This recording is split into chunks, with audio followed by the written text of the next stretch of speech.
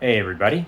So here are the two models made by the dental lab. This is the lower. You can see the 6 teeth, 3 on each side. This is for the lower cu-sil partial denture. And then this is the upper. And again, you can see very nice thick ridge. That's why his dentures stay in very well. Minimal use of adhesive even just after 6 years. Poured up those impressions for the models, sent the models to the lab, they trimmed them up, and they made these custom trays. This is the upper custom tray. So this we're gonna border mold all around the edge. And once it's border molded, we'll take a light wash impression, and that's going to be the master model that the denture is actually going to be made on. Same thing on the lower. We're going to do the same thing. We're going to border mold the edges of this custom tray and then take a light body wash with the tray, and from that impression, the lab is going to pour it up, make a master model, and that's the model that the cu-sil partial denture is going to be made on. So now that I got those back, now I got to get them ready. So I have some tray adhesive. VPS stands for vinyl polysiloxane. That's the type of impression material we use.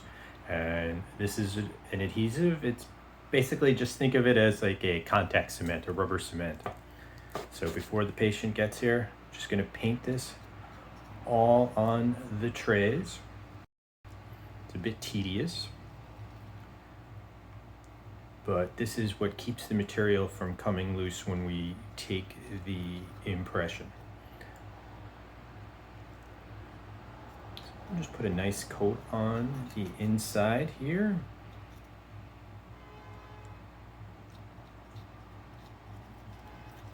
And get it down into the areas where the teeth are going to be.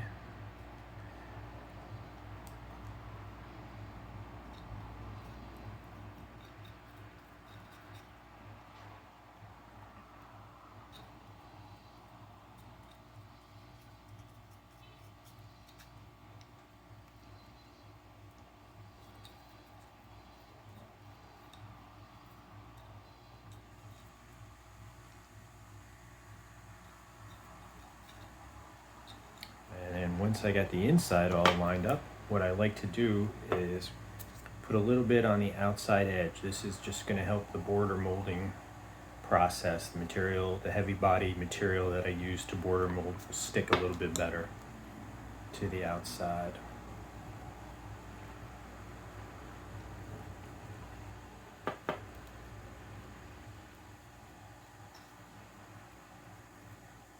And I apply the adhesive ahead of time before I see the patient. The patient's coming in, probably in about half an hour or so he's going to be in.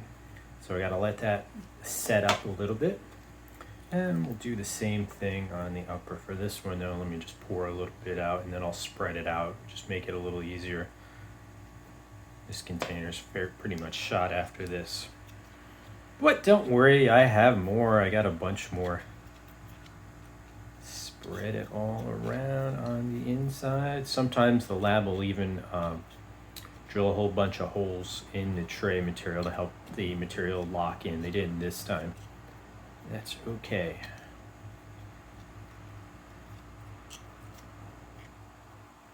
All right, got it. Inside's good. Coat the outside edge for the border molding.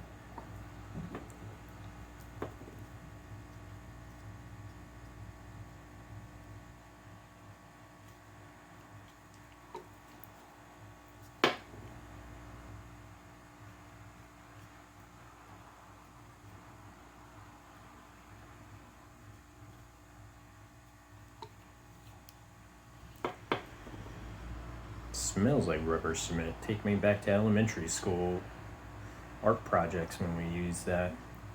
Okay, so now that it's coated, now we just give it a little bit of time so it dries a little bit, gets a little tacky, and we'll be ready for the impressions. So the first thing I do is I make some tissue stops. I take my heavy body PVS material and just put several little blobs on the inside of the tray and seat the tray in the person's mouth. This way the tray isn't right up against the gums. It's off a couple millimeters. so there's going to be a little space, as you can see there, for the wash material. So again, and I'm speeding up the setting time. Next, we go on to the border molding. So for my upper tray, I like to do it in 3 parts. I'll do the left side. That's what I'm doing now. Put the tray in the person's mouth, seated on those tissue stops, and then we just start tugging away at the cheek and the lip. We're custom making the borders of the impression tray so that they only extend to cover the non-movable parts of the gums. And that the way this works is as I'm pulling and tugging on the trays, it's moving that material down a little bit. So because the custom tray is made in such a way so it doesn't extend all the way up as high as it can possibly go. Now I'm doing the other side as well, and I had to do this as a voiceover because my neighbor decided to have some landscapers in, and they had a leaf blower going, they had a weed whacker going. But basically, again, seat the tray, tug away on the lip and on the cheek, and we're trying to get those muscle attachments, the frenums, to be visible on the borders, because if the edges of the denture are too long, it won't stay in place well, and it'll also come loose. And then the last part is we do the backside to see where the hard and soft palate meet. Soft palate is the movable part at the back of your throat. The hard palate is the part that's attached to the roof of your mouth and doesn't move. And so for this, I'm having the patient pinch their nose and below, and that'll actually force the soft palate down. And again, it just pushes the tray material. Already starting to get some good suction. And we got some good suction, so that's always a good sign. Now the last step is a wash. So for this, I'm using a light body polyvinyl siloxane. This stuff is, light body means it's much runnier than the heavy body stuff, the pink stuff, which is kind of thick and much stiffer. So I'll load the tray up. You don't want to overload it. And then right now I'm just using a spatula to spread it out, make it a little bit more even, put it up on the sides, on the edges of the tray.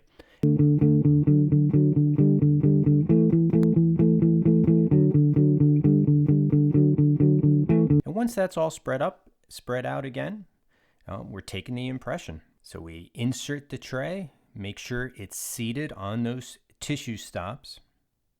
And now I just go through the entire border molding process again, because some of that light body material is going to ooze out and over the edges of the tray all around. So we're just, and you can see it on my fingers there, tugging on the cheeks, having the patient blow. And once we all do that, we just let it set up. So this is the fast set material, but still it takes much longer than you want to be sitting there staring at this. So I sped this up about 8 times. And now I'm trying to remove it after it's set. As you can see, we got some really good suction. I can wiggle the patient's head all around. I got to stick my finger up and break the suction. And there we have the impression. So now that the top one's done, we're going to do the same thing with the lower. There's my spatula that I used, and you can see the patient's existing upper and lower. And again, just getting my tissue stops. So remember, this person still has 6 teeth on the bottom, 3 on each side. So we got the tissue stops, and now we're border molding again. And it's just a repeat of the process.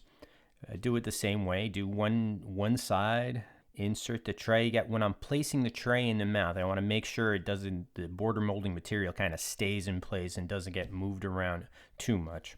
Now I use polyvinyl siloxane, PVS, just because I learned that during my dental residency. Actually, during dental school, I was taught to use compound, which needed to be heated up in a Bunsen burner and then tempered in a hot water bath to not burn the patient. And it's actually, I always found it kind of finicky to use because you got to get the temperature just right. It doesn't stick to the custom trays very well but people who are very good at using it, and older dentists who were taught that exclusively, swear by it because it works well in their hands. And that's what a lot of dentistry comes down to. It's what works best in your hands. So now we're doing the inside under the tongue. So for this, didn't come out well in the video because the patient was also my cameraman and he was holding it down a little low. But basically I'm having them stick their tongue straight out and then stick his tongue in each cheek. And then if he can, I'll ask him to lick his upper lip with his tongue. Again, this is moving the muscle attachments, the tongue muscle attachments, which are on the floor of the mouth, and it's pushing that material up and out of the way. And there we go. So now that we have the borders, again, now comes the final wash impression. Again, we'll just fill in. So for this, with 3 teeth, his teeth are all fairly stable. They're not that loose. I still like to use a light body material there, because if I use anything stiffer than light body, there's also a medium and then obviously the heavy body. But if I use something real stiff and it locks in around those teeth, if you have somebody with loose teeth, periodontally compromised teeth, there's a chance you can pull those teeth out when you go to remove the impression. So, and especially for a cu-sil denture, you need to have an accurate representation of those teeth so that the gasket can seal tightly around it. So, because for other types of impressions, you can, like you say, you're making an immediate denture and the teeth are all going to be extracted, you could just fill any spaces in between the teeth with some wax so that the impression material doesn't lock in. But for a cu-sil, it's important to get the correct shape of all the teeth. So now that the material's set up, it's a little bit tricky. Got to kind of work it up and around those teeth, and we got it. And I joked around with the patient, hey, success, we didn't pull any teeth out. And there's the impression. And here's a close-up look of the secondary impressions. This is the upper, so you can see the custom tray, a heavy body material, which is that pink stuff, and then a light body wash. The light body is just a runny material. And as you saw, we had a decent amount of suction. So that bodes well that the denture is going to stay in place pretty well. And then the lower, a little bit tougher just because we're working around the patient's existing teeth. So this is going to be a cu-sil denture. So because of that, we needed get an impression of the teeth, but sometimes it's hard to get take the impression out. But again, heavy body border mold, light body wash at the end. Okay. Next visit up after this is the bite registration. How exciting.